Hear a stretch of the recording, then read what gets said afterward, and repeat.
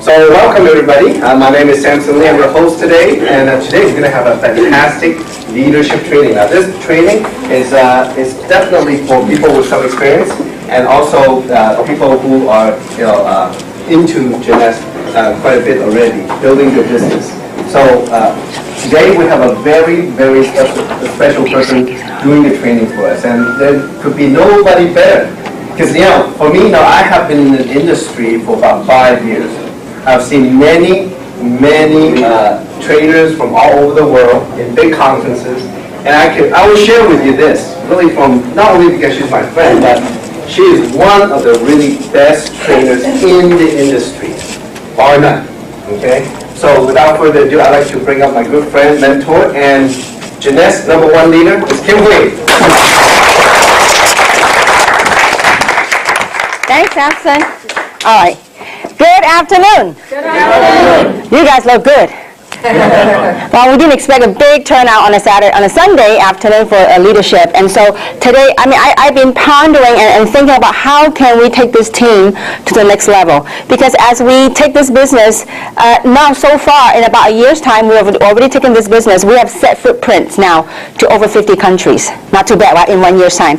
And so I think it's about time for us leaders to step up, to really catapult your business to the next level, and not only that, to really set a story, a success story for yourself.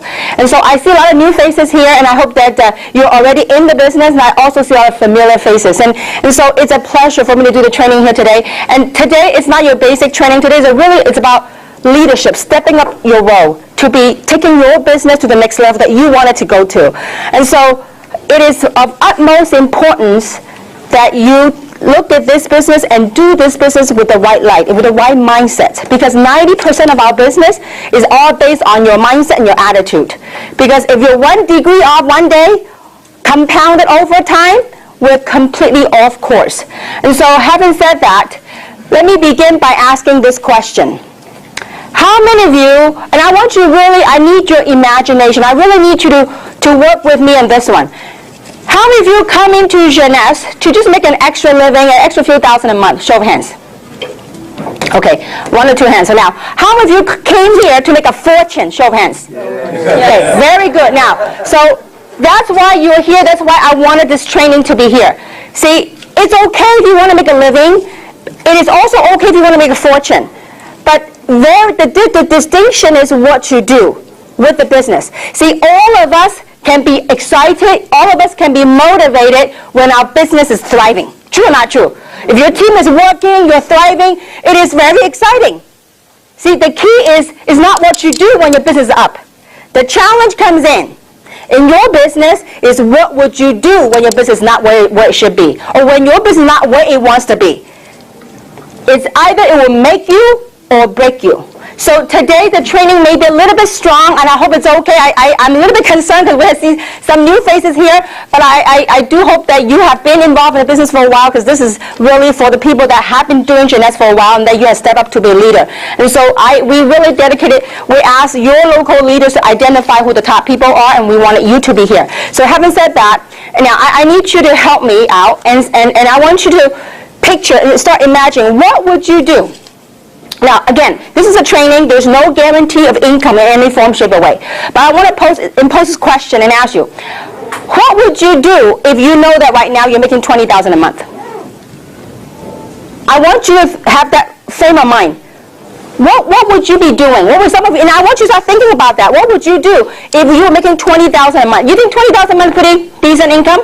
Yes. In America, I think it's pretty decent. Would you not agree with me? So, what would you, I need some of the answers. Now, what would you do?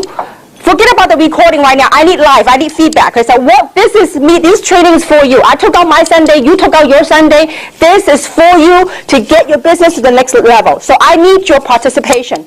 So I want some of the feedbacks. What would you do if you're making $20,000 a month? Quit my job. Okay, quit his job. Okay. Now, anybody have similar feelings? Fire my boss.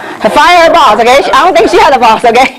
But anyway, what would some of you do? And any ideas? What would some of you do? People. Help more people, okay? And what other things? I want to. Work hard, travel. Okay, very good. Now, I want you to start getting those feelings. We all need something to motivate us. We all need something to inspire us to go to the next level in life. If not, do a job. The job pays your daily paycheck, your weekly paycheck, your monthly paycheck. So to get somewhere in life, in your career, you need something that you can latch onto, that you believe that you can get it now. So we all established 20 grand is pretty decent income a month in America, right? Right, yes. My question to you is, if you knew you could do that, if you knew failing is not an option, what are you willing to do to get to $20,000 a month? Work hard. Doing whatever it takes. See, over the years, last 18 years, I have worked with thousands, countless people. And every time I go to a meeting, when people get so excited, they go, that's it. I can see it, I can feel it. I'm going to be a big player, and I'm going to make $20,000 a month, or $30,000 a month, or $50,000 a month. But you know what? After a little while, you don't see them no more. Why? Because most people, when they throw a number out, something's got to balance. See, a lot of people want to make a lot of money, and yet not everyone are willing to do whatever it takes to get to your goal. So 20 grand a month, we know in America's decent income. Now most people in America make how much a month? Average. 5, 6, 7,000? 5,000? 3, 4,000. Or 3. Oh my gosh, lower and lower, okay. So let's just say that 5, 4, 5, 5, 4, 5,000 a month. What do most people have to do to make that 4 to 5,000 a month? Work every day, hours. 40 hours a week, a day, 40 hours a day, no, 8 hours a day for 5 days, right? That'd be 40 hours a week to make that, sometimes more. Not mention about the stress that come along with it, not mention about the traffic that comes along with it. So they are willing to do that day in and day out to make the 5,000, 5,000 a month. Now here you are, you set yourself a goal. You want to make 20,000 a month. Are you willing to work harder on your own business than what you put in for your job? Sure. See, something's got to give. Some people say, I want to make 20. Kim, how do I do what you do? I want to make 20,000 a month. I said, great. Meet me every week, twice a week. Meet me at roast meat and meet me in Walnut. They go, that's too far for me. And I said, listen. You want to make the money, you want to change your life, something's got to give. So having said that, we really need to have the right mindset of, do you really, really want it? Do you really, really believe that you can do it? It is a huge blessing to be making the kind of money that I'm blessed to make. But you know what? Most people don't see the work behind the scenes. See, what it takes to be a leader, this is a leadership training. So I need you to really step it up. If you really, really want to make the kind of money, you can step it up. Most people see the money, the glory that we get to get. But most people, and at the same time, they don't see the pain, the tears that came behind the scene. You know, so many times, approximately once a month, I'm traveling on the plane. I spend a lot of time in the lounges at the airport. At 4 o'clock in the morning, in transit, going from country to country. One day, it's 4 o'clock in Hong Kong, in transit from one terminal to another. And I was standing right in front of the fast train. The fast train, there's a mirror. There's a reflection, not a mirror. There's a reflection on the train. You know what I saw? A reflection of myself. Having my carry-on. I said, you know what? It's 4 o'clock in the morning when most mothers, most wives are at home with the children, with the kid, with the family. And here I was, hopping from country to country. See, there's a price to be paid. Success, you know what? We all heard it. The price for success must be paid in full and upfront. Now, do we get challenges? Absolutely, every single day. But it's what you do with it. It's all mental. It's all mindset. You know, I give you a perfect story, and I don't think I've shared with anyone. I was recently on a 14-day trip, 5 countries, 14-day trip. And one of my trips was right before I went to Taiwan for the grand opening. I was in China. I was in Shenzhen. And I was all day long trip, meeting after meeting, meeting after meeting. Tina doesn't even know this. It was with her team. She doesn't even know what went on. And when I came back, I was too busy to deal with what we got faced. See, I want to share with you how you deal with this type of business, okay? So when I was in China and I was so tired, it was like 2 o'clock in the morning. We were at a spa. I had a whole entourage of people at the spa. It's a 7-story spa, okay? So we were there getting ready to get a massage. And I was so tired, and there's a team of people from Hong Kong, a team of people from Taiwan, a team of people from China. They were there. And so the team of people from Hong Kong said, Kim, you know what? We just had the event in Hong Kong. We'd like to sit down with you. We'd like to strategize. We'd like to discuss what went on and how we can improve it, how we can do better. And I told them, I said, you know what? I would love to, but simply my brain's just fried. I mean, it's just been a long, long day hopping, from Hong Kong to Shenzhen. I said, listen, can we do another day? So it was 2 o'clock in the morning. I said, is it okay if I just get a massage and I just chill out a little bit? And they go, sure. And my eyes like a panda. I was like ready to drop out. And so while I was walking by, going to my room for treatment, I passed by a group of people. They're from China. I said, oh, Kim, sit down. It was like a big cafeteria, like this 7-story spa. First story you checked in, second story you take a shower, third story you get your foot massage, fifth story you get your body massage and Thai massage, Chinese massage, whatever massages, okay? So I was ready to go to my treatment, and the group of people said, Kim, would you sit down? And I was so dead tired. I said, they go, please, you're leaving soon, would you sit down? So I sat down.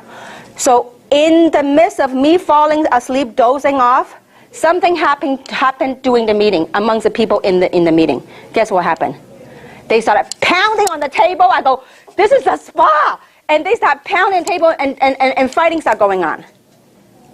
And here I was, wide awake when they were all fighting, pounding on the table. I said, what is this? I came from America. I'm not used to this, okay? And I was wide awake. I ended up spending time with them from pounding, fighting, until everybody hugging and laughing. It took until 4 o'clock in the morning. Then the people from Hong Kong, they come look for me. They're just browsing around looking for something to eat, not looking for me. They saw me. They said, we thought you didn't want to spend time with us because you were so tired. I said, listen, you don't want to know what happened, okay? I was wide awake. The reason why I want to share the story with you is this.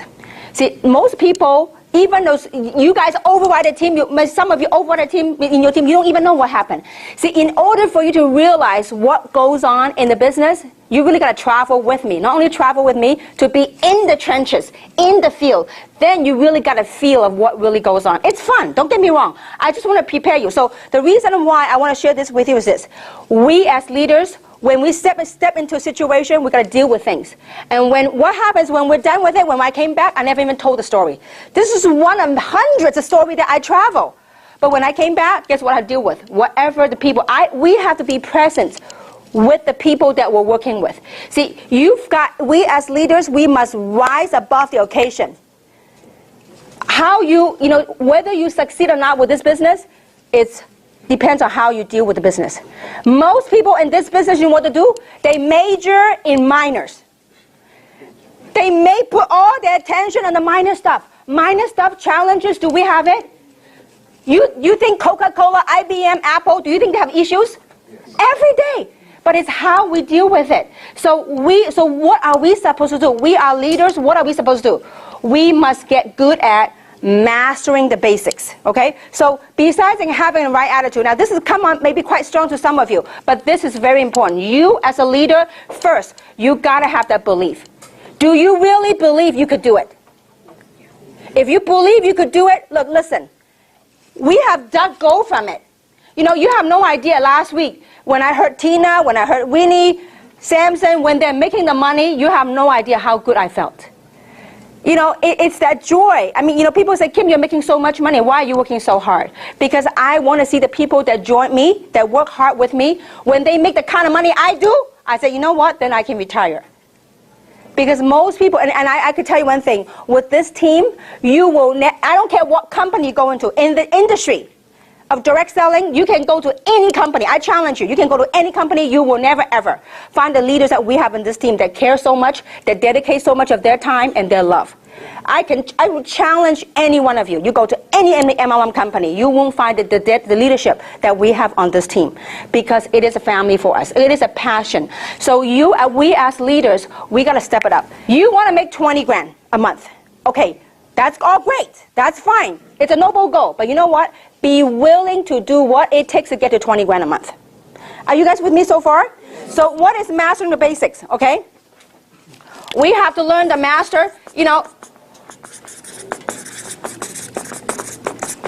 people say they want to get fancy. No, there's no need to get fancy. You got to get good at the simple stuff So what is the simple stuff that we got to be good at?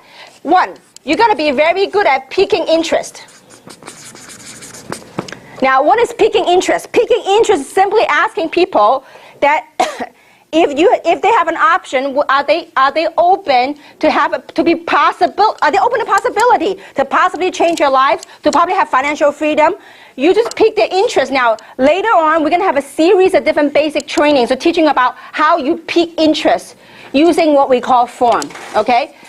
Piquing interest is nothing more than you try to identify your prospect's needs. And what you do is you provide a solution. How are you going to find out what their needs are? Let's say Luz. If you know Luz, you got to get to know her. Yeah, these are your prospects. You know their background.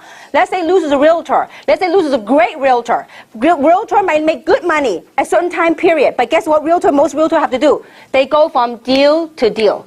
You make a sale, you make some commission. Guess what? In order for her to make money again, she had to go on, knock on doors again, move on a deal.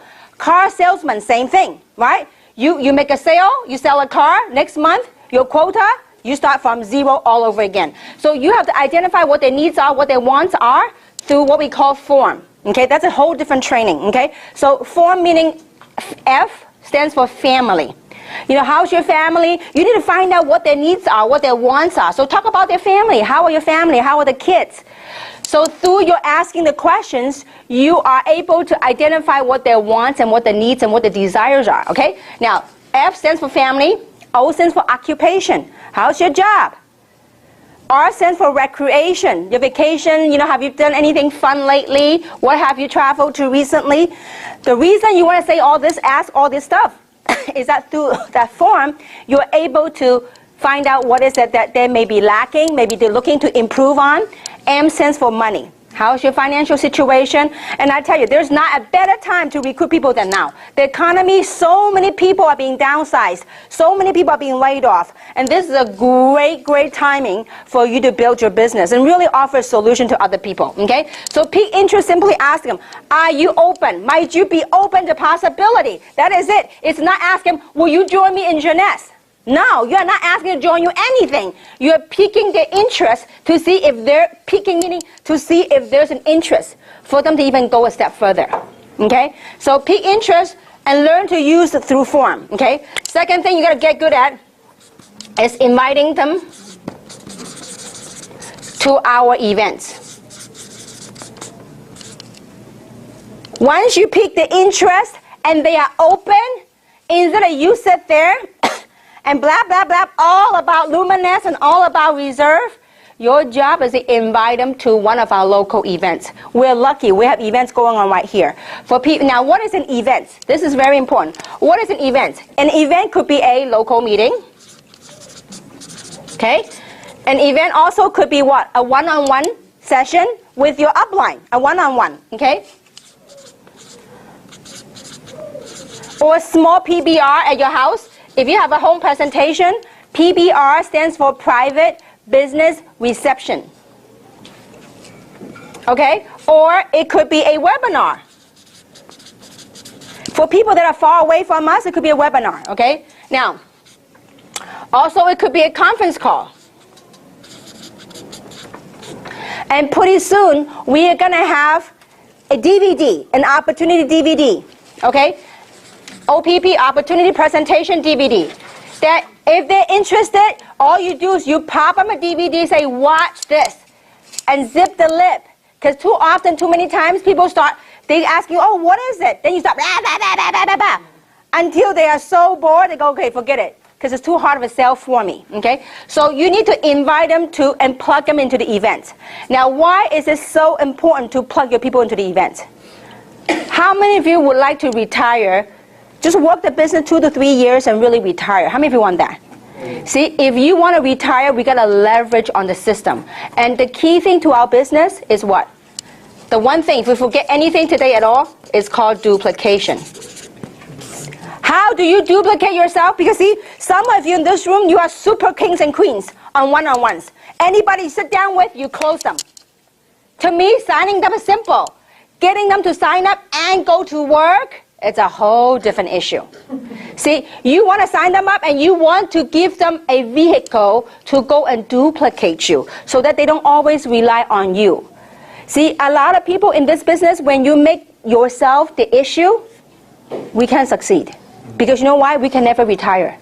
Because it's always about you. If you stop doing one-on-one, guess what happened to your business? It dies, it stops.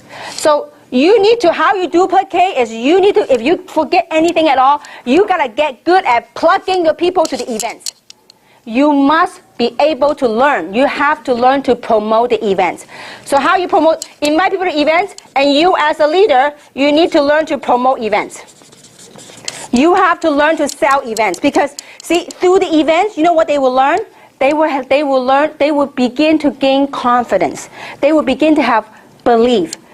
Every single one of you guys groups, I know what happened. See, the team that always plug into the meetings, I know they're growing. The teams that don't plug in the meeting, even though they got big sales, you know what, a month or two later, when any small challenge happens, guess what happened? Completely collapse, dies. So you have to get good at promoting events. Don't let language or culture be a barrier. Some people say, you know what, no, Chinese, they don't understand anything. I say, I don't care if they understand anything, but they understand body language. They understand people. They go, whoa, so many people. There must be something good going on.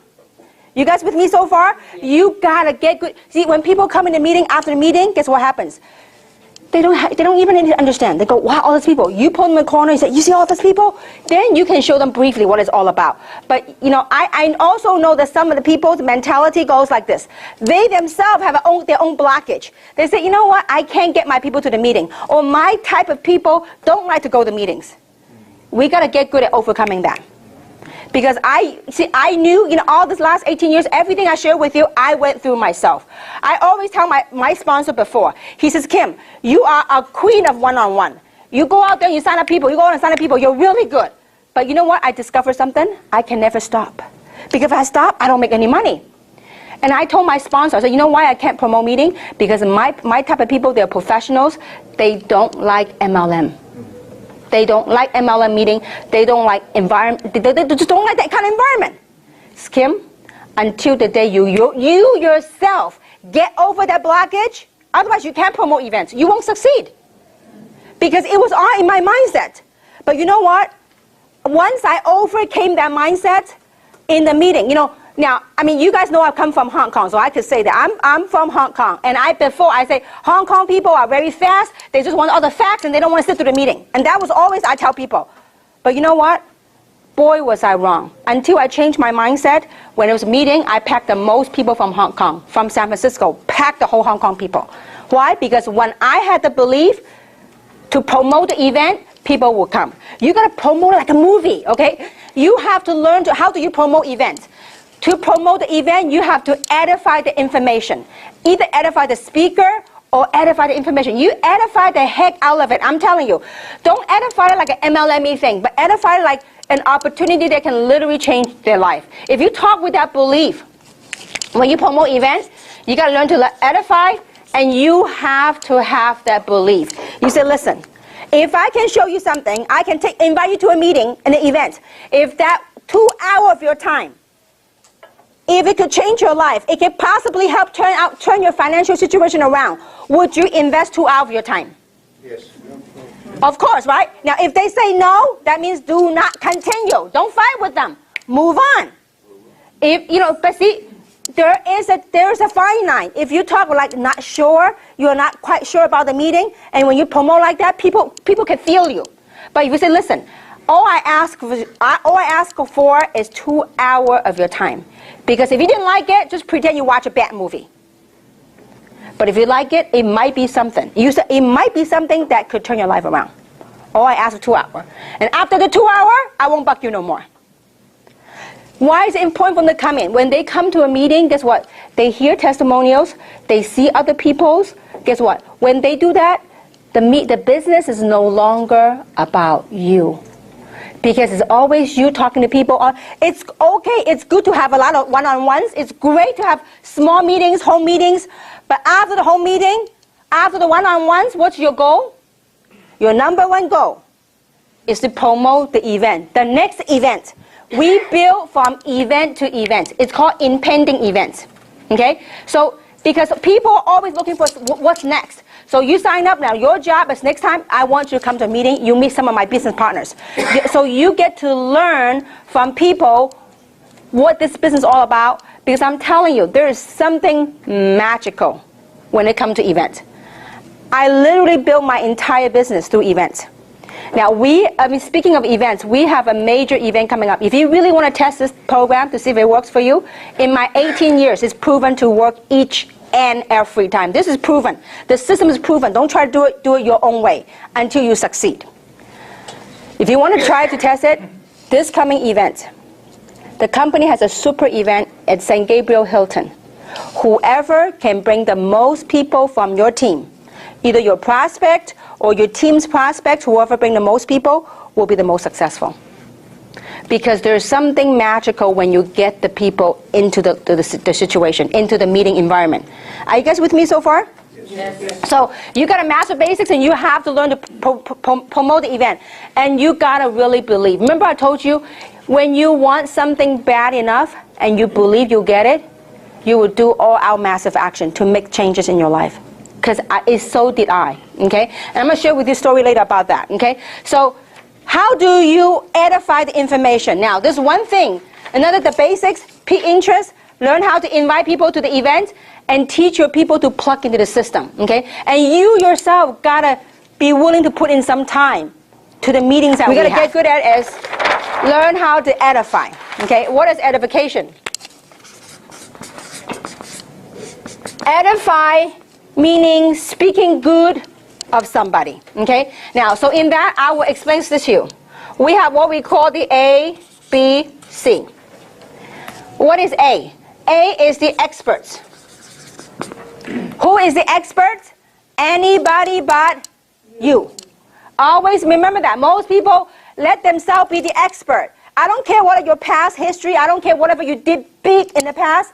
We're dealing with the now. We got to be willing to drop the ego, drop the past to succeed in this business, okay? Now, the A is the expert. Who is the expert again? Anybody but you. That's right. Anybody but us, okay? Now, B is you. Okay? You are the person in the business. Who is C? C is the prospect. Now, between you and your prospect, hopefully you guys have trust. Hopefully your prospect trusts you, okay? When you say go this way, hopefully your prospect won't go the other way, okay? So hopefully they trust you. Now, what is your job to do? Your job is to edify the experts. Why you need to edify the experts? The reason why you want to edify the expert is so that prospect will respect. So the prospect will have respect to A.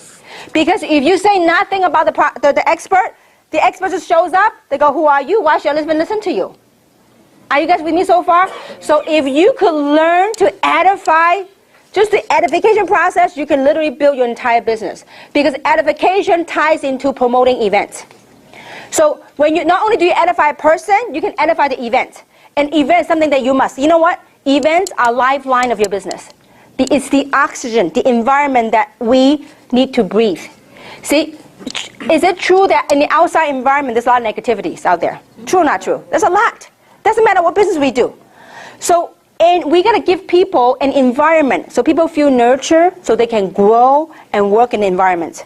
And how we do that is by plugging them into the event so that it's not based on you. Okay? Now, so your job is to edify the expert. Now, what do you say about the expert? Who is the expert? Anybody but you. And I tell you, to my family, each and every single one of you are experts. I cannot tell my family to use Luminous, but Tina can ask my dad to use Luminous. I cannot tell my father to take reserve, but you know what? Samson can tell my dad to take reserve. How? It's just the human beings, human nature. Why? I don't know. How many of you heard that the saying that the grass is greener on the other side? It's the out of town prophet mentality. Yeah. Because, you know, the prophet in his own town is not of much usage until they travel abroad, okay, or somewhere else. That's just the nature. So your job is to edify. Like, perfect example. we had breakfast with my parents with Tina. And I was telling my mom and dad. Because I told my mom and dad a long time, I told my mom, you had a big eye bag. Put luminous in your eyes, it's going to help you. Wouldn't even touch it, okay? So Tina was right there. I said, Mom, Tina had a lot of success in luminous. And her people, her team is very successful using luminous. You know, and Tina just showed my mom the hand. And guess what happened? My mom started using luminous on her face. But it took me like months. I couldn't get my own mother to use luminous. But it took someone else. Why? I tee up Tina. I have to edify. What is edify? Edify meaning you tee up somebody. It doesn't have to be somebody making a lot of money. No. It could be, you just tee up some good characteristics of that person. It could be that person have a golden heart, a heart of gold. Or it could be that person's very successful in their own rights, in their own business. If some of you might have noticed, when I introduce people to other people, I always find the best of that person. And I would tell that story to whoever I'm introducing. What am I doing? I'm teeing up that person. Because in business, when you have trust plus respect, you know what you get? You got a sale. You got to have trust and respect. Most of you came into Jeunesse because someone told you about it. If I were to go, look, if I were to go to car wash, if I were to go to gas station, and you don't know me from Adam, I just came up to you and said, listen, you got to try this adult stem cell thing. You got to try resveratrol. You probably think I'm nuts. You probably run away from me.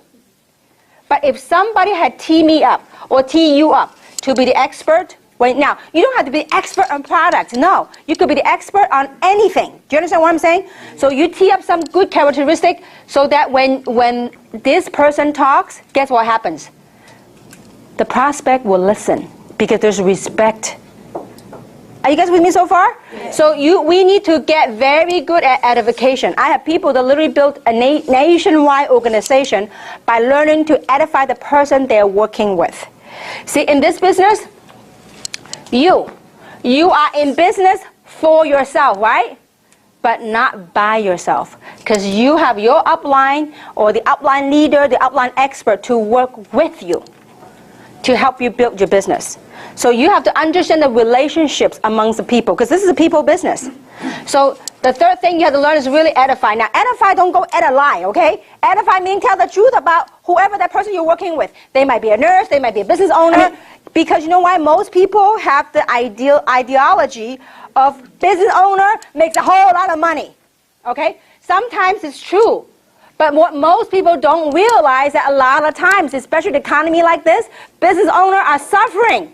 Because before they make a dime, they have all this overhead. They have the fixed overhead to pay before they even pocket the money. A lot of business owners nowadays, their staff, their employee are making more money than they themselves. The next thing we have to do is you yourself, leaders, have to be good at meeting conduct.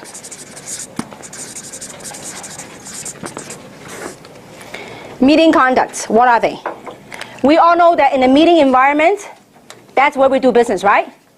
So having said that, it's very important for us as leaders to arrive on time, not late, to arrive on time if not early, okay? Meeting conduct is to arrive on time and to help out. I mean, look, this meeting is for you guys. I mean, I tell you, from day one, when my sponsor told me, whoever holds a marker, whoever helps set up the room, are the one that make the most money. I was the first one to volunteer. I said, show me. Just teach me how. So this meeting, whenever I go to a meeting, the first thing I do, you guys are leaders. I mean, that's why when I say leadership meeting, please don't bring any new people. Because when you have new people, I can't cover some of the stuff, okay? When a meeting like this, any meeting, any event, what's the first thing you need to look for? To make sure the event is all set up. If not, you need to take charge and get it to set up. Because why? The meeting, the event is for whom? And not for you. For whom? For your prospect.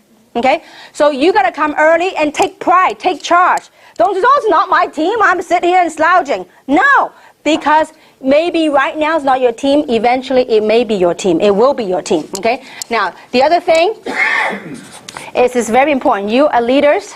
Please participate. Okay? Because participation is key. What do I mean by participation? When the speaker asks you, how many people would like to make some money? Show of hands. That's really exciting, you know, okay? So let's try one more time. And how many people would like to make some money? Show of hands. See, I tell you, I don't need you to fake and hoo-hoo-hoo. No need for that. But when you participate genuinely, guess what? That excitement, that enthusiasm is contagious of people around you. I was taught a long time ago that a lot of this make you a lot of money, okay? I said, just show me how to do it. I will clap the loudest you want me to clap. And I actually had invented a way to clap really loud, okay? It's like go like this. But anyway, I won't go there today. So you got to do a lot of this, a lot of this. We got to participate because it's not for you. It's for whom? For the people sitting next to you, for your prospect. This is very important. Now, this is leadership. I need you to crack a smile because it's not easy to be up here, guys. When you're up here, you realize one of these days when you do a meeting and Rick is nodding, he's like, yeah, it's really nerve-wracking sometimes. And you know what? The speaker is only as good as the audience. So we need you. When you're sitting down, kind of crack a smile because we need that smile. We need that energy to feed to the audience. So, and because if you're like no expression face, please, we need that from you, each and every single one of you. Because if, let's say that you have a prospect sitting next to you. If the speaker says, how many of you would like to make some extra money? And your prospect don't raise their hand, you're not going to say, you do, come on, you know? See, because by you doing that, it becomes fun. It becomes a whole gelling environment. So I couldn't emphasize enough, I need that from you. And then also, very important, the meeting conduct, when you come, please sit down with your prospect in the front. Unless we're totally packed, usually we're packed now. So if we're packed, then you can give the seat to the prospect. But do sit next to your prospect. I see a lot of people over the years, you know what they do? They sit their prospect in the front. They go, you sit here, okay? I'm going to hang back there with the big players. No, you sit down with them. You know why? When you sit there with your prospect, you know what your prospect likes or what he or she doesn't like. When your prospect doing a lot of this, you know what they're doing? They're buying. Okay? So you need to be with them so you can be participating. It be contagious with your prospect. So it's very important you sit with them. Now, if you are sitting in the front, it's very important that don't save seats. Because when you save seats, guess what happened? The meeting starts, your prospect don't show up, we have a couple of empty seats, and then you know what happened? During the meeting, the person you're sitting in the front, you keep looking back to see if your prospect had came. First, if your prospect actually walked up, it'll be interruptive to people around them. Second, if you're sitting in the front, you keep looking back, guess what the people behind you will do? They all look back. And it could be that very same word that the speaker would say. It could be that key phrase, that concept, that thought, that idea the speaker spoke about. Then when everybody turned, it could be that very same thing that helped you close the deal. So it's very important that you sit in the front with the prospect. And when you're sitting in the front, if you're expecting people, please, please, please, when the meeting starts, don't keep looking back. If you keep looking back, the whole crowd will go with you. Okay? So these are the very little things, but it makes a world of difference. And you gotta get good at really participating. Okay? And so these are some of the stuff. And you know, the other thing is get good at how to close. After you took the time, you invite your prospect to an event, into any meeting, and then they come. At the end of the meeting, you know what I see some people do? They get up, they go, oh, go, let's go to my house. We go, or let's go eat. We go. And then you take everybody, you start leaving the room. After the meeting, if you get up, guess what the people next to you do? They will get up. After the meeting, what you do is you grab a chair, you form a little circle, and you face them. And please have your application ready. You can download it from the website. You guys, we're independent business owners. That means you got to learn to be independent, but at the same time, plug into the system. So many times, after the meeting, oh, I need an application. Do you have an application? Please, have your own. Can we do that? This is your tool. This is your business. How many have seen people do that? Maybe you yourself are guilty. Okay? So please, we need to have application. Download, make some copy. Because unless you have online internet, and I suggest when you start making some money, really get a Wi-Fi computer that has a internet card. And then you can start enrolling people online. But it's much faster. You have an application. So how to close? After the meeting, don't have a habit of taking them home. What you do is form a circle, face them. Luz, wasn't it great? Which package did you like best? That's right.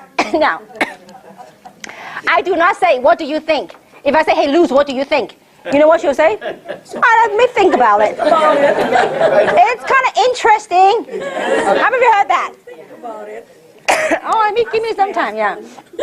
Yeah, let me go home and check with my husband, okay? So I usually don't ask them what they think. I only ask them, what do you like best about it? Which program did you like best? Okay? Now, if she said, well, I think, I'm not too sure about which one. And I said, well, I can tell you what, from a professional opinion, what you could do. So you can, if you really look at this as a business, the minimum thing you should do is to start with a jumbo program. So you can get some product and you can, share with family. And they go, oh, that sounds interesting. I said, okay, great. Let me show you how to get started. Then I get my application. And I said, now, when they send out the check, what name do you want to be put under? Why? Because you want to paint an idea. What name would you like the check to go to? They go, me, mine, okay? Very few will say go to my husband or my spouse, okay? So you go, okay, Mike, your name is great. Now, what address would you like your check to be sent to? The address, right? Okay, great. And then your date of birth. Now, the last part I will ask is social, because people are very sensitive about social. Now, so trust me, don't worry about proceeding. Some people say, oh, what if they say no? I said, listen, if they say no, they will let you know anyways. If you get to and say, okay, great, let's say you proceed with the information. Okay, what is your social? So the company, at the end of the year, if you make more than $600, they'll 1099 you. Okay, they put it right there. And don't worry, afterwards, I can shred it or I can let you take it home. Okay, the application. So great. Now, I need your autograph right here. I don't say I need you to sign. Because usually when you say sign, that means read. They can read a whole bunch of stuff, okay? So I would say I need your autograph right there. And then when it comes to payment, I will usually say, now, would you like to put that on your MasterCard or your Visa? I don't say, how would you want to pay for it? No. You do the assumptive close. Are you guys with me so far? Yeah. Would you like to put it on your MasterCard or your Visa? Now, a lot of times people say, oh, okay, I'll put it on my Visa, MasterCard. Now, when people say, well, I'm not ready. If by then they're not ready, it is okay. They will tell you anyway. If they're not ready, say, great. Well, can I help you answer some of your objections? What are some of the things that prevent you from getting ready? What are some of the things that's keeping you back? Then when you ask a closing question, what do? See, a lot of times when people ask, for example, which program do you like Luz? And then when the prospect's quiet, guess what they start doing? They start yakking. Oh, you know what? You really should go with the basic or the jumbo, blah, blah, blah, blah, blah, blah, blah. When you, remember, after you ask a closing question, whoever speaks the first loses. When you ask a closing question, which package you like more? Now, if a silent game going on, it's okay. Let them think. And I have to go, I wait. A lot of people cannot tolerate silence. I wait and I smile. If they have questions, they'll ask me anyways. So many times, people are so afraid to close. Why ask the prospect? Like let's say, for example, and this is me. I'm telling you, 18 years ago, this is me. My sponsor was a tall Chinese guy. And I had 6 people right there. And after the meeting, he was right there handing all my prospect application. And I go, it's okay. I said, I'll take care of them. I'll take them home and I'll take care of them. And he give me, if look can kill, he will kill me. Okay? And he started asking questions. He won't let them go. He started asking questions, filling the app. And I felt so uncomfortable with it. I said, listen. I said, they're not ready. Let them go home. Let them think about it. And so they will let me know. Guess what happened to 6 of them? They thought about it. Never came back. Okay? Because you know why? Human nature. A lot of times, because there's a lot of opposition to MLM. And a lot of misunderstanding about MLM. And the very minute they leave here, when they deal with the real world outside, guess what happened? Their friends and relatives and out of the kindness of their heart, they thought they knew MLM. They thought they knew the industry. They thought they had experience. There's many experts out there. So when they're like, oh, lucky you didn't sign up that day. If you sign up, man, you'll be one of those people that got sucked into the game. They go, oh, thank goodness. Then from then on, whenever you try to call them back, they never pick up the phone no more. Because why? other people got to them. Those are called dream stealers. They're stealing away. Okay? So I tell you what, some of you might be uncomfortable doing closing. Trust me, if they are not ready, they would have told you, I'm not ready. If they're not ready, great. What are some of the things that I can do to help answer your objections? Or what are some of the things, the questions that you have? If I can answer. Now, some people will start throwing questions at you, one after another. And when it gets to a point, there are people that will ask you questions just to ask you questions. So if they start asking you one question, and then second question, by the third question, I say, listen, if I can answer all of your questions tonight to your satisfaction, will you get started with me? If they say no, I'm not ready, I say, you know what, come back when you're ready to make a decision, then I will sit down until whatever it takes, I'll answer all of your questions. Because there's no sense to sit there all day, all night, answering all the questions, because you already prefaced it to them. You said, listen, if I can answer all of your questions to your satisfaction, will you be able to make a decision and get started with me? Sure. And if they say sure, then you take whatever time it takes to answer their question. If they say, no, not really, then I will say to them like this. I said, listen, you know what, that's okay. Whenever you're ready to make a decision, once all your questions are answered, when you're at that stage in your life, then you come to me. See, why? If people respect you more when you respect your own time. Because you sit there and you all this, no use. I remember when I started working with Samson and started working with Robert, you know what those two guys would do? They would travel all over Los Angeles area. They would do training after training after training. And I said, where's the body? I said, where are all these people? Oh, they haven't joined yet. I said, why? You doing free volunteer work? I said, why? You train people before they even get started. You don't get paid for doing that. So, this just when you start respecting your own time, your own business, then other people will respect it, okay? So it's very important to go for close. Now, why is it important to go for close? I'll give the story to you. Once upon a time, there's a very rich Texan. He lives in Texas, multi-gazillionaire, okay? And he's a little bit bored with life, and he wanted to do some experiments. So he has a big, huge Olympic-sized pool, and he decided to throw a big, huge party. But the night before the party, he decided to throw a lot of alligator and water moccasin in the pool, okay? A bunch of them. So the next day, when the party begins, when the guests start arriving, a lot of people start arriving, so he gathered everybody at the pool, around the pool. And he would say, listen, whoever is daring enough to jump into the pool and able to swim across the pool and come up alive, I will grant him or her anything he or she want in life.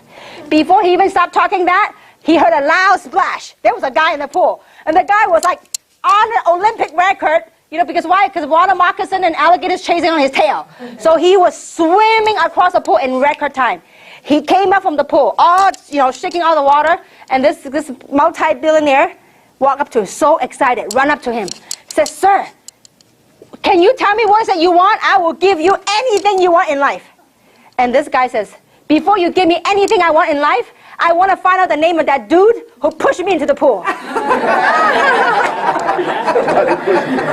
So sometimes, somehow in our lifetime,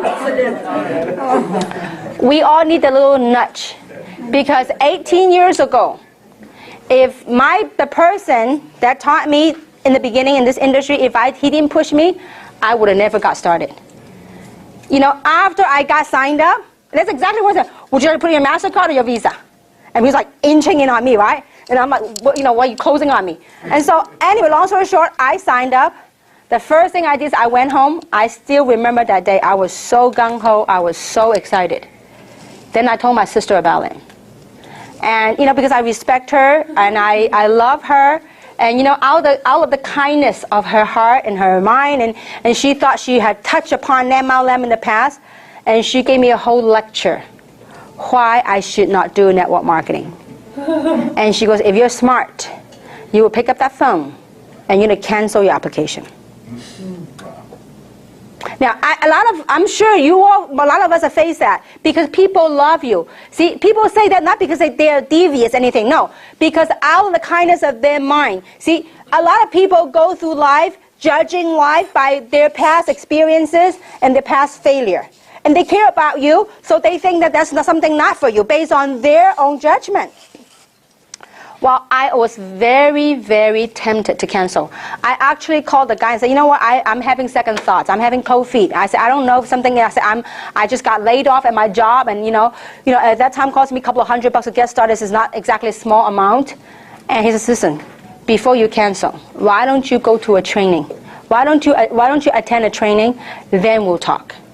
So that's when I began to plug into the system. I attended training. I built my own belief structure.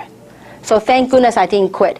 See, if somebody didn't push me, I would not be where I'm in life. I don't know where I would be. Some of my college friends, I still remember, I call all of my college friends. Some of them went to UCLA with me. Some of them went to UC Irvine with me. I called all of them. And you know what? They were so negative. They said, Kim has lost her mind. This lady is college educated, graduated, very good grades. Why is she doing MLM? Maybe she got laid off and she really lost her mind. And so they were all laughing. They were all, not one joined me. They were all laughing at me. But you know what? I said to myself, look at who's going to get the last laugh. Some of those friends nowadays, they're unemployed. Some of them are still complaining about their job. Some of them are not where they want to go in life. And they've already given up in fighting for what they had once dreamed of. They have given up what they had wanted at one point in their life, that they thought they could be somebody. And they've given up in life. But so thank goodness I didn't quit. So if you really believe, the thing when you come to close, if you truly believe that this is an opportunity of a lifetime, if you truly believe this product can actually save other people, if you really believe the opportunity can touch people's lives, you have no problem closing. None. But you got to get out the paperwork. Don't be shy. Just listen. Great, I'm going to show you how to get started. Don't be afraid to ask for the sale, because the worst thing you can get is what? Is a no. But there is a power in asking. Because if you don't ask, you don't what? You don't get. You don't ask, it's an automatic what? No. But if you ask, there might be a chance you get something. Samson and I went to buy this camcorder because we decided to record this thing for the business. We realized that we need to have a system so that we can have people outside of LA can grow the business. So we were at the Sony store in Costa Mesa, in South Coast Plaza. Sony store. Well, they were saying if you buy 2 more items, you get this thing off, 15% off. I said, well, what about the other items? They go, no, only one. I said, no. Can you give me, 15% off everything? Everything? And you know what? Well, let me try. So long story short, I got 15% of everything we bought at the store. The power of asking. You got to be willing to ask. Look, if they say no to you, what do you get? Automatic no. But if you don't ask, you will never know anyway. The other thing, very important, so on Mastering Basics, is always be in phase 1. What is phase 1 activity? I want you to go back and think about on your day 1 of joining the business. When you first joined the business, what did you start doing? You started sharing, you started recruiting, right? That's called phase 1 activity. You were excited. Now, I need you to be in phase 1 activity for at least 1 year. Phase 1 meaning what? Excitement, your enthusiasm, your recruiting, your building. A lot of people don't succeed in this industry. You know why? They go from first 2 months, then phase 1. First month in phase 1. Second month, they go into management mode. You know what management mode? They started managing their downlines. That's not your job. They're all independent business owners. They do not report to you. Don't go manage them. The only person you can manage is whom? Yourself. Look, we're all independent business owners. Stop going to management mode. Hey, you need to come to the meeting. Hey, you need to do this. That's called babysitting. When you babysit, what do you make? You make babysitting wages. See, your job is to look for people that are willing to do the same thing and want the same thing.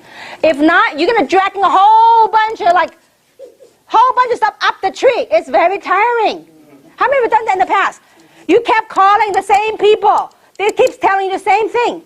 Stop those management mode activities. You gotta get on phase 1. Phase 1, recruiting. I am still recruiting. And when Samson and I were at the store yesterday, did I recruit the guy? Yeah. Why not? The guy's a double engineer major, okay, graduate from Fullerton. And Samson says, what are you doing at the store? You're selling camera. You know what I'm saying? He's looking for an opportunity. But you got to find a way to recruit, to pique their interest. Did I say anything? You asked Samson. Did I say anything about Luminous? No. Did I say anything about Gen S? Did I say anything about Reserve? Nada. I said, listen, you are such a nice guy, give me all those discounts, okay? We have something for you. We want to take care of you. You call us. If you're looking for a way out, so he talked about his job, and so we said, you know, if you're looking for a way out, we got something for you. Get the information. Now, so you got to go on phase one. Phase one activity is very important. If you only keep on, the first month you recruited, and you bang on the people that you recruited make your fortune, golden rules. The people that joined you, this is very golden. The golden rules when you start building a team. The people that are with you today, trust me, some of them will not stay. It is okay. Let it go. Our job is to go out there and identify the people that want the same thing and willing to do the same thing. Not just say, I want to make $20,000 a month, and yet they're not willing to do the work. Okay? So phase one activity is very important. Any questions so far? No? Okay. So phase one. Now, the other thing I want to touch upon. How long do you think is the phase one honeymoon period? Honeymoon period or phase one? I would say if you really want to succeed, phase one at least 1 year. Okay. Now, but what I mean phase one is this. You always recruit. I'm always recruiting. I'm still recruiting. Okay? But when you have people as a leader, when you recruit it as a good one that they really want, that they're really active, they have strong desire, then you chase them. You work with them. You tap their network. Because this is very important. You are phase one. Now see, when you first join the business, 100% of your activity is phase one. Recruiting, recruiting, recruiting. But once you got some people going, guess what? You got to support your team. Now if your team wants it, see, I'll give you an example. And before, 5 years ago, I started a business, the previous company. I called 202 people, 202, 203 people. 185 say no. Okay? 17 said yes. Did you use your phone book to have the numbers? Warm contacts. All of my contacts. So that actually is a whole different training. Family. Anybody that you know by first name basis. You got to do some memory jogging. Okay? When you run into people, you start putting them on the list. Okay? So that's a whole different training on a new... We're going to have a different kind of training on recruiting. But anyhow, I'm just going to give you a set of statistics. Start with 202 people. I sponsor 17 people the first 2 months. Then after that, the next year, I have no time to sponsor anybody. You know why? From 17 people, I have one and a half person working. One was Robert. The half was Tina. I call her half because this person that brought her there wasn't really working in the beginning. So she was the other half that's working. And through these 17 people, they all live in California. Guess how many countries went into? 200 plus countries. From the 17 people leveraging effort, guess how group the big went over? 200,000 distributors. When you have people that are working, they kept me so busy. Meeting after meeting, I was doing meeting and training. I have no time to recruit. See, that's good. When you have a group that keeps you going, that is okay. But when your group is dead, you don't want to babysit. You go recruit some more.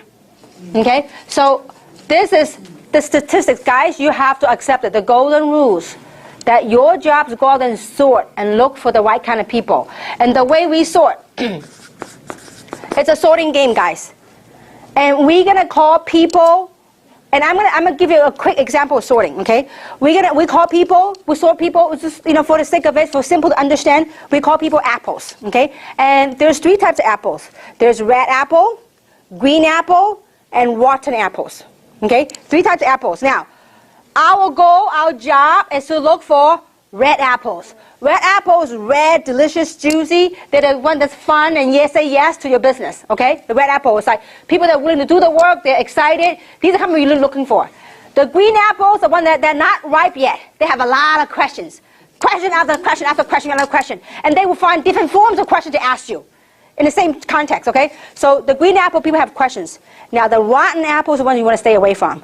The rotten apples are what we call dream stealers. Not only would they say no to you, they'll be nasty about it, okay? So let's say that you're at a supermarket and there's a whole pile of apples, okay? Your job is to look at the apple and put in your basket and you to pick up red apples. Now this is what happens when in reality when we go recruit, when we go build. When you pick up a red apple, red juicy apple, what you do? You put it in your basket. Then when some of you reach out and find a green apple, you know what some of you will do? You will talk so much. Hey, green apple, wake up, turn into red. It won't. When you put a green apple, you can say when you have time, you can spend 20% of your time with the green apple, but 80% of your time with the red apple. Because sometimes green apple can turn into red apple later, once you answer all the questions. Miracle. Now, when you reach in the pile and you reach and you got a mushy, gushy stuff and you pick it up, it's a rotten apple. What do? Are you going to say, rotten apple, please, please, be well? It won't. It's a rotten apple. What you do? Throw it away. But too many times people get so attached to the rotten apple that you try to save it and you try to save it, and before you know it, that rotten apple got to you. And you got rotten with it. The stuff that they say, it began to make sense to you. And before you know it, you go down along with it.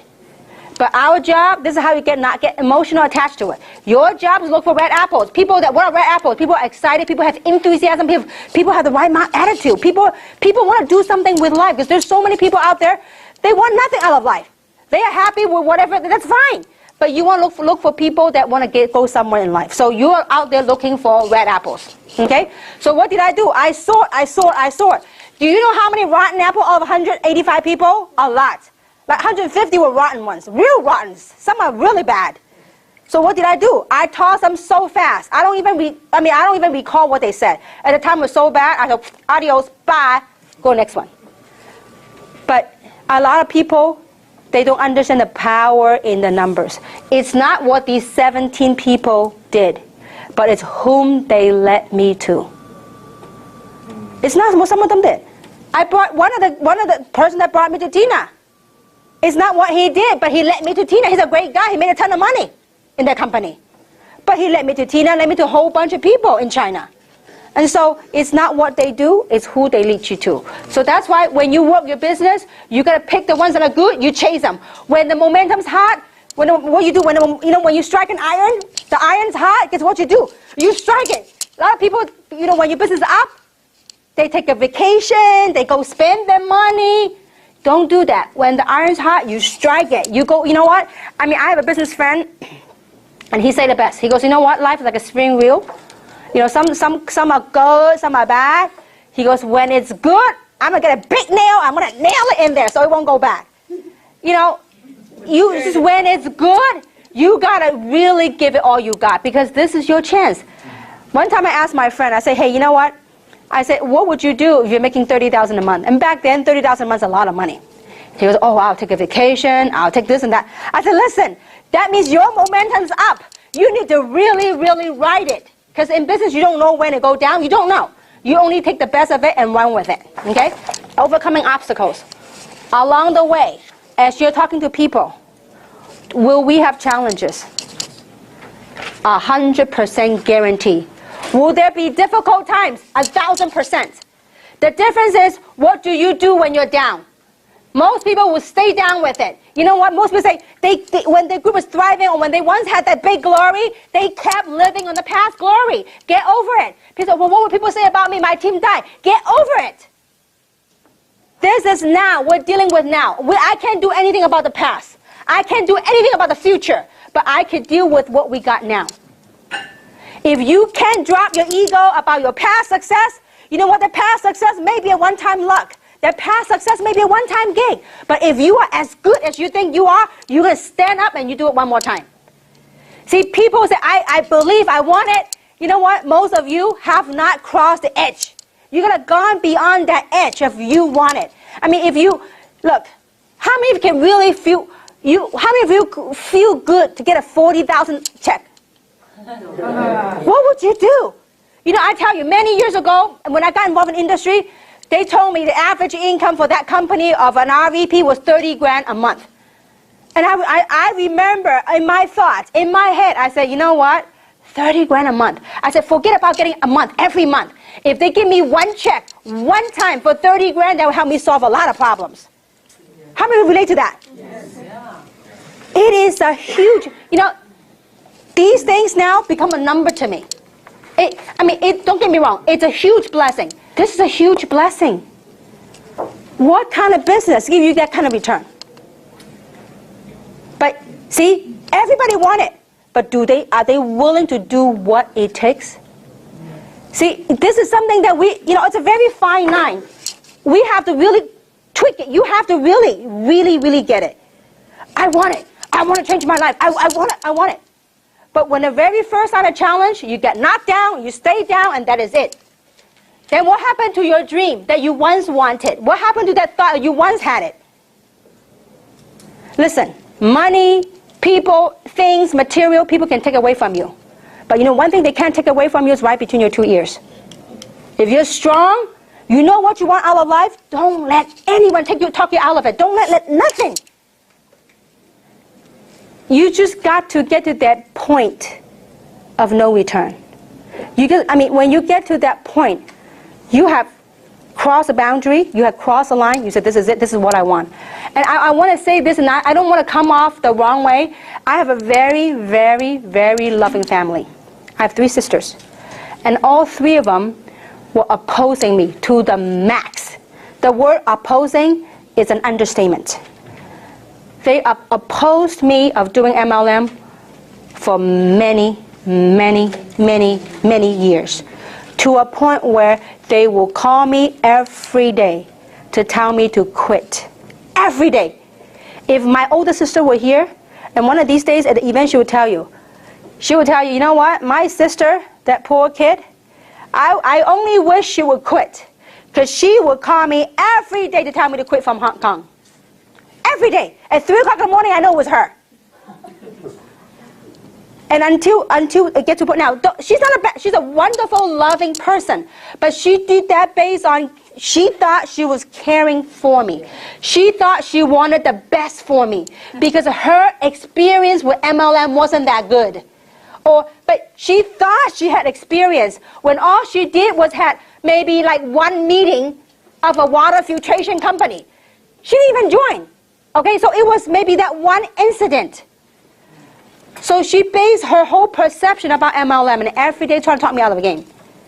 It wasn't until the day I told her, listen, if you do not have anything good to say about my business, about my dream, about my goals, my journey that I chose, please don't call me anymore. You can call me about anything else, but don't say anything about what I do. See, I had drawn the line. Until you draw the line, then you become successful. You have to get good at it. See, many people in their mouth, they say, I believe in Jeunesse. I believe the product. I believe in Jeunesse. I believe I can make money. And yet they're not making the money. You know why?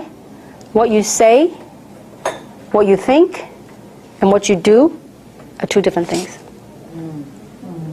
When you say you want it, you want to be successful, you want to retire your job, you want to retire your husband, you want to walk away from your job, if you really want it bad enough, you know what? You're going to put massive action behind what you say. Then things will happen.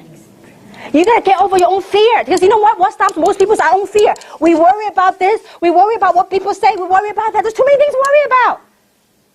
You ask me, some of you, if you hang around me with my sisters, I'm the most quiet one in my whole family. Some of them, out of their kindness, they think they're very fashionable. They will laugh at me what I wear. This don't match, the color don't match. Do I give a dime? No. I said, this is me.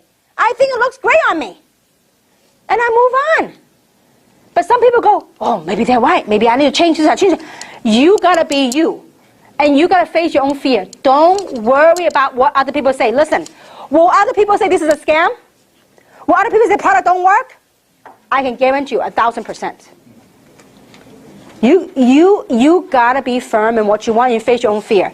Look, if you have no more warm market, talk to cold market. But you're not gonna recruit the cold market right away. You strike a conversation, find out what they need, and you go from, like playing baseball, from first base, second base, you go from base to base. Learn about them, and you know what? Eventually, you're gonna start building. You gotta get good at bringing people. You gotta get good at talking to people. If you talk to nobody, there's no way you can build a business. You must, by always attend a meeting is not gonna help you. You need to attend a meeting with somebody. But in your learning process, while you're attending the meeting, you can learn. You can grow from it. You get good at it. But you gotta get good at also inviting people. Okay. Now another thing very important. So, overcoming obstacle. We all have it. The biggest obstacle that we have to overcome is, you know what it is? Yourself. Ourselves. Everything started from here. The biggest thing is right between here. And also the biggest challenge is right between here. It's what you do with it. See, when your business is up, it's easy to have great attitude. It's excited, you're excited. But when your business is down, it's what you do with it that will make you or break you. You know, one of the things I really, really admire about Samson, Tina, and Winnie, their persistence is unbeatable. Rain or shine, you'll find them out there. Doesn't matter if people say no to them, doesn't matter if people quit, guess what? I'll give you a perfect example. I was having breakfast with my dad, I think yesterday or the day before, whatever. I was sharing with my dad. I said how happy I was with my dad. My dad said, wow, Tina's good. I said, Dad, most people only see the fruit. They don't see the challenges that she went through. There are many times you go to any meeting, people saw Tina, they went the other way. Tina, don't come to the meeting. Don't go to our meeting. Don't. I mean, there are people, but did she care? She act as, no, she doesn't act. She does as if she don't hear what people say. She still goes on. You don't want to hear about it, it's okay. I still talk anyway. It's a free country. See, you got to get to a point where you do not care what people say about you. You got to get, you got to get, some people are afraid to ask for discounts. Some people are afraid to ask for this because what? Oh, I'm thin-skinned. That has nothing to do with your skin. Thank God, thin is the same thing. See, it's our internal, see, a lot of people, we tend to internalize what people are saying to us. It's a perfect example. We had a family gathering yesterday. If going back in my younger days, I probably would have internalized a lot of things. If some of my siblings say about this and say about that, I could have chose to and internalize what they say about whatever. But I don't. I have become wiser. I cross a line. See, most people, when anybody, your prospect, say anything about you, we tend to take that stuff and we put it in our brain and we made it bigger than life. And our action act towards it as if it's bigger than life. And I hope it's not too complicated for you guys to understand. Is this coming across so far? So obstacles, we all have them now. There are indeed some challenges. If there's some issues, we will sit down, we'll deal with the issue, we'll find solution. But if other stuff, I suggest you get over it. And you got to be one thing, got to be very good on. One of the basics is be persistent. Okay? You have to be persistent. And be coachable. I remember Winnie had a leading on in the business a couple of months ago. When the business dipped, I told Winnie, I said, Winnie, you know what you need to do? Go brand new. Go get some new blood. And now, obviously, some people will say, well, where am I going to get my new blood? I've been doing this for a year. I exhaust my warm market. You know what Winnie said? Okay. And you know what she did? She went and found a whole bunch of new blood. It's what you put in here, guys. See, most of us walk around every day, so you got to be coachable. And in the success, I can see all the successful people, they're extremely coachable. Some of you are thinking, how in the world am I going to find new people? There is magic when you believe in something. And I'll give you several examples.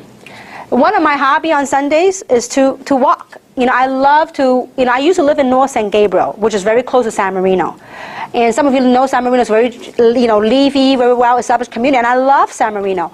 And so I would get myself on Sunday, I mean, a lot of people going dating and all that stuff. I was single, so I said, what I do on Sundays, I would leave the house at 1 o'clock in the afternoon. I'll get lost until 5, 6 o'clock. And I'll be walking around with walk back then. We don't have any iPod or anything like that. We had the Walkman back then, okay?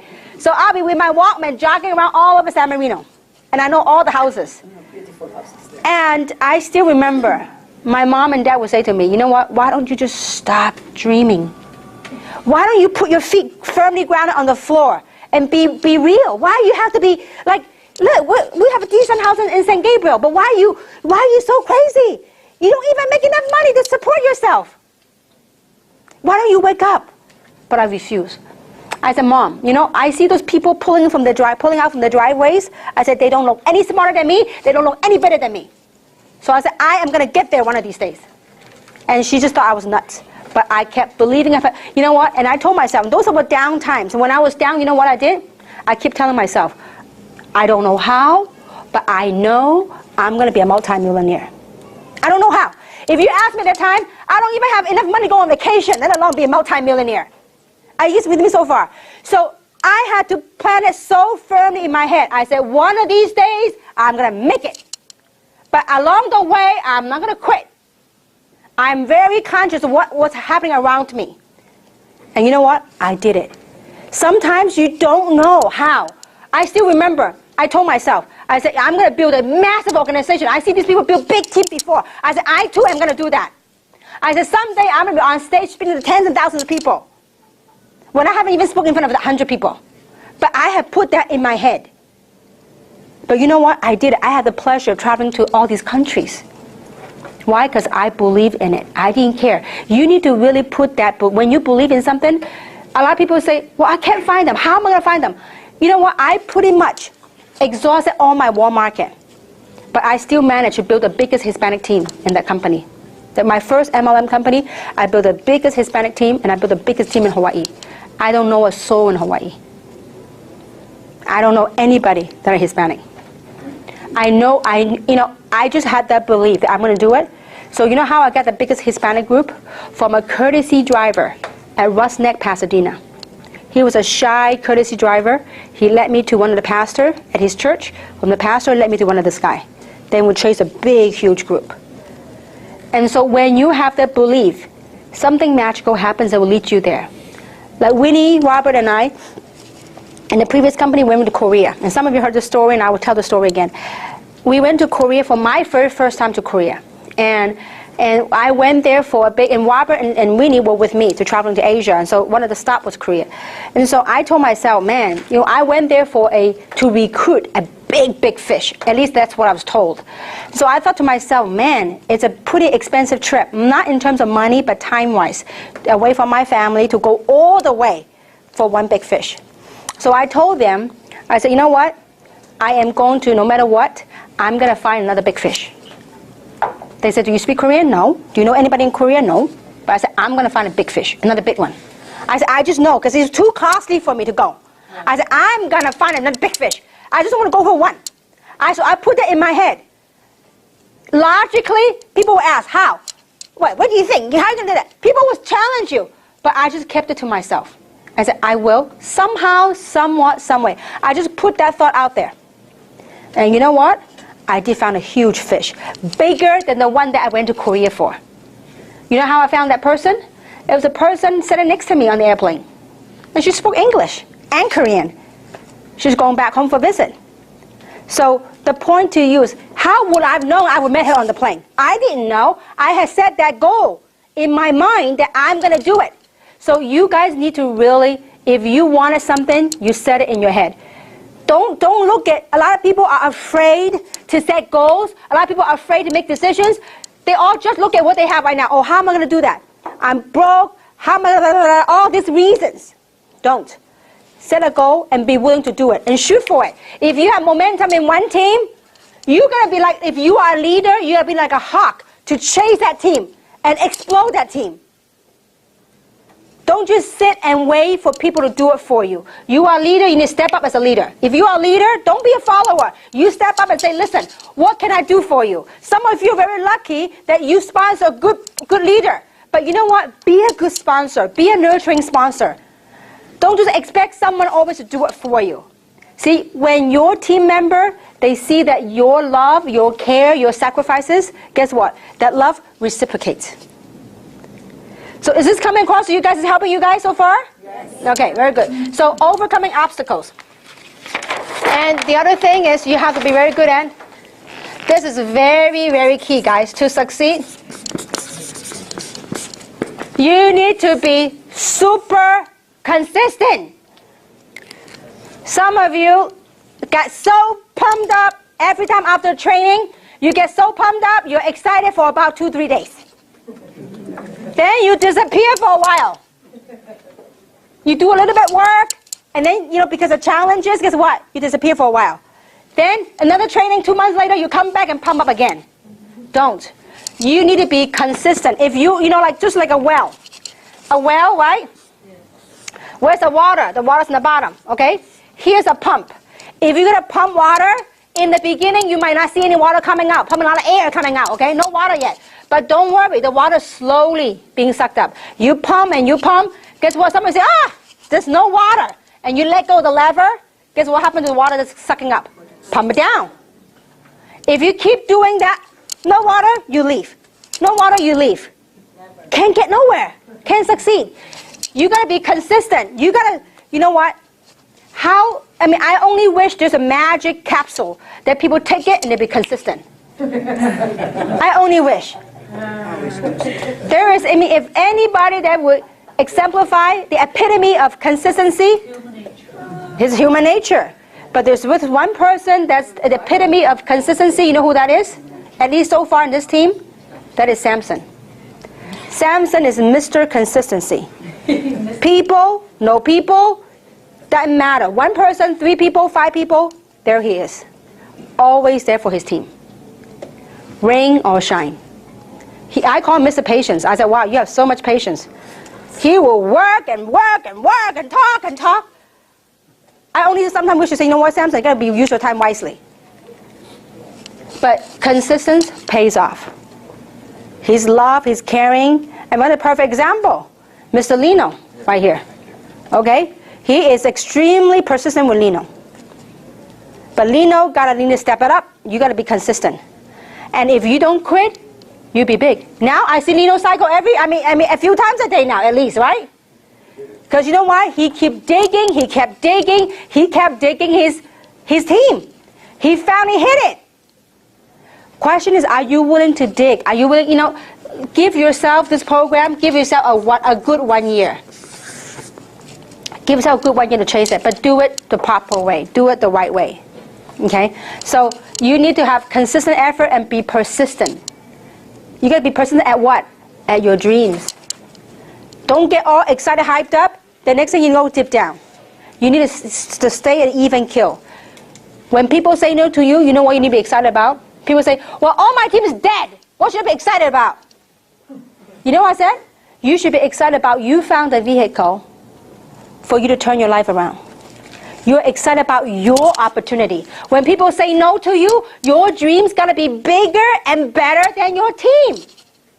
Most people put their dream, their dream in their team, same or below what their team say about them. You got to rise above that. You have to rise above that. So, can you all stick with the game and be consistent to your game? See, only you can say the answer. I don't know. Yes. Can you guys do that? Yes. Will you do that? Yes. See, will you be loyal and be faithful to your own dream and your own vision? Because you need that. You need your vision, you need your dream to keep you going. Because just like anything in life, there's that roller coaster, the ups and downs. But you must have the courage to face those fears. You have those courage. When you're down the valley, don't park there. Get out of there as soon as possible. And take massive action. If your group don't move, they don't plug in, drop them. Don't let them drag you down. You go find some new ones.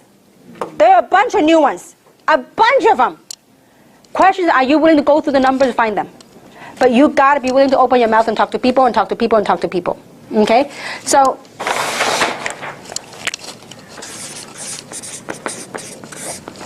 First, how much money you want to make. This is what we are in September. We're in September, right? September 12. Okay, we still have. Okay, by the end of this month, how much money would you like to make? You need to set that goal yourself. Now we got to be realistic. Okay, 1 million, is it doable? That's not doable. Not possible. Okay, so but you got to set goals that are within reach. I mean, these are called baby steps to get there. Okay, so November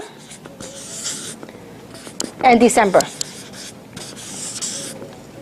Now, these goals, that's the money you set to make, right?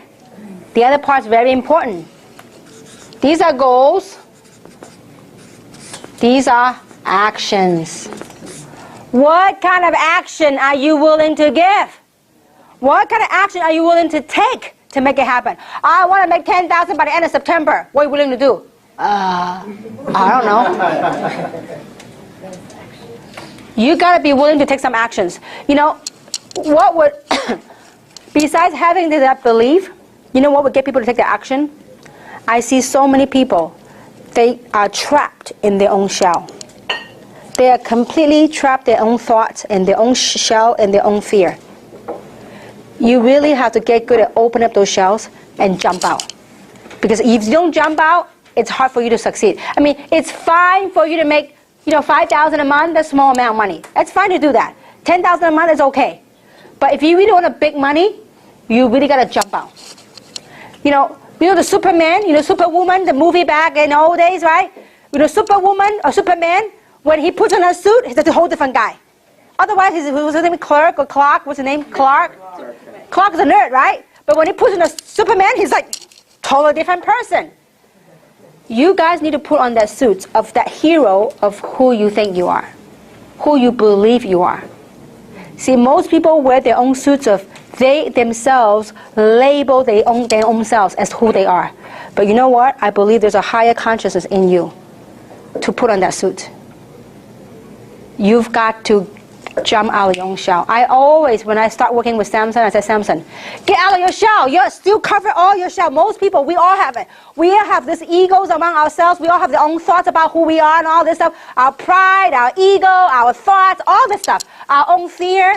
When people say anything, we have things to judge back and to answer back. No need. Let go, drop all those ego.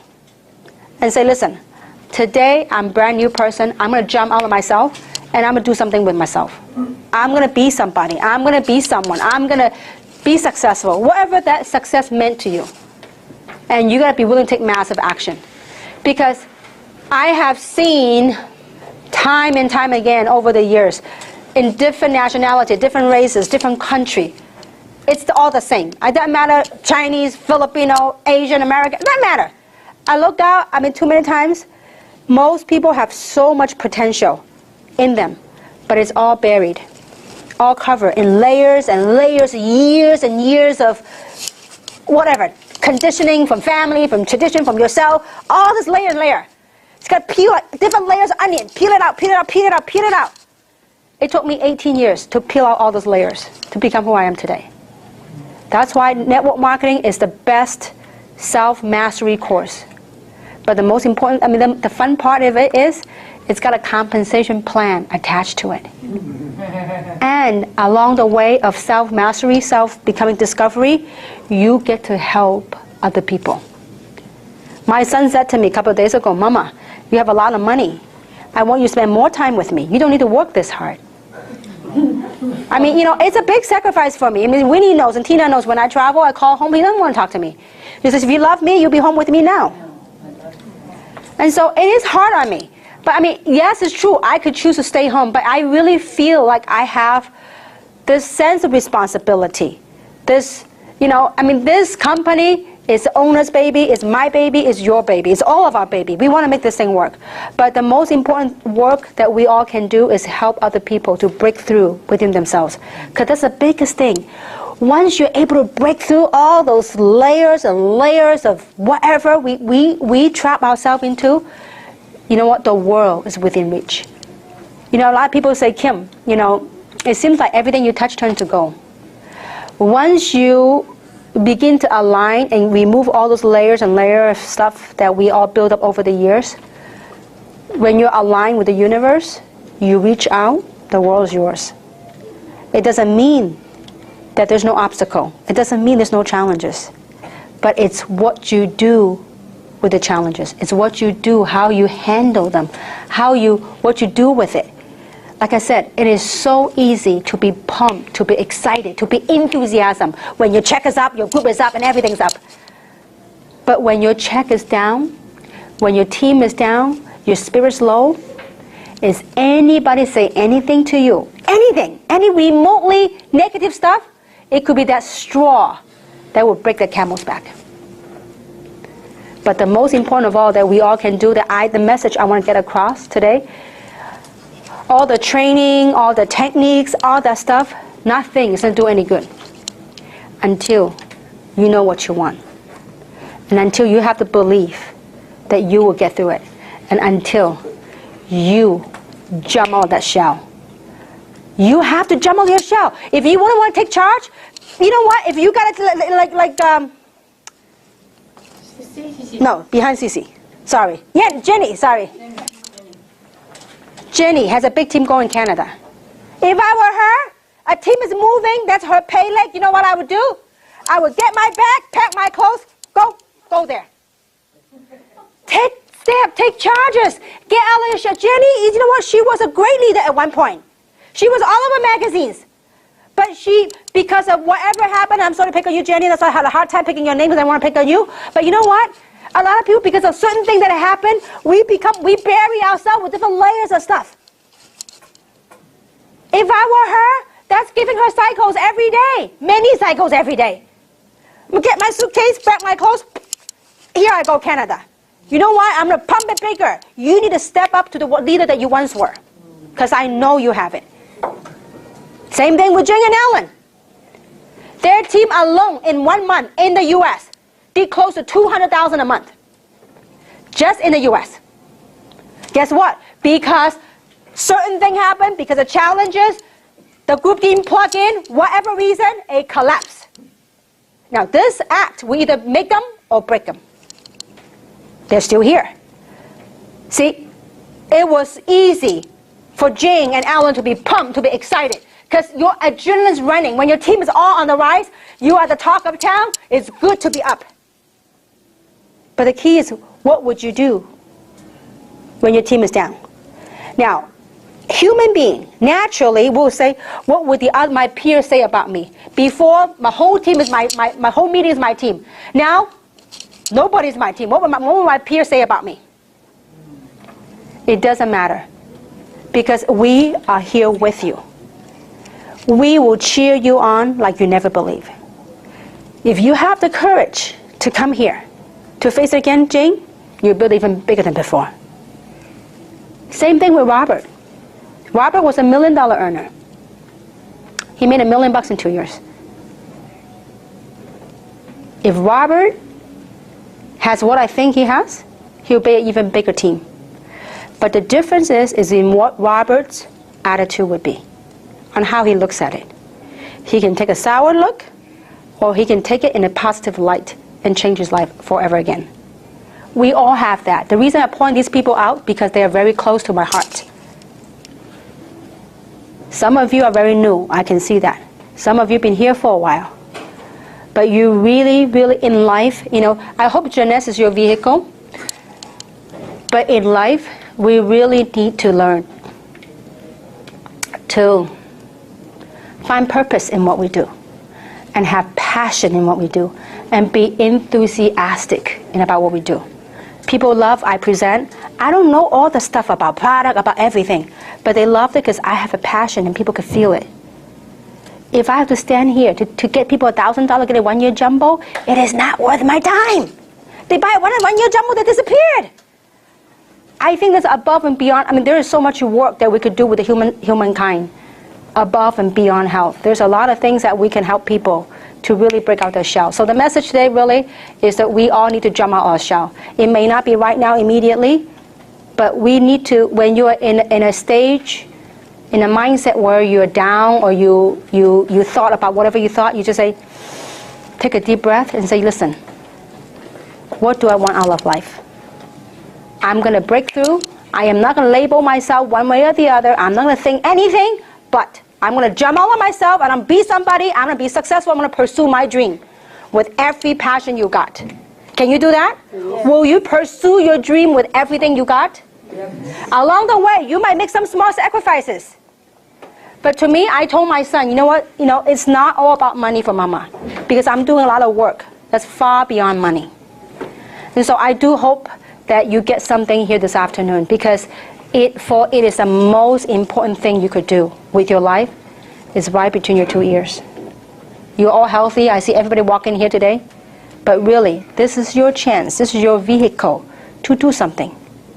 And it doesn't matter what it is. Some of you in the beginning, maybe making a few hundred a month, a few thousand a month. Maybe some of you have an aspiration of making a lot of money, making millions. We have it right here. It all depends on what you think and what you do.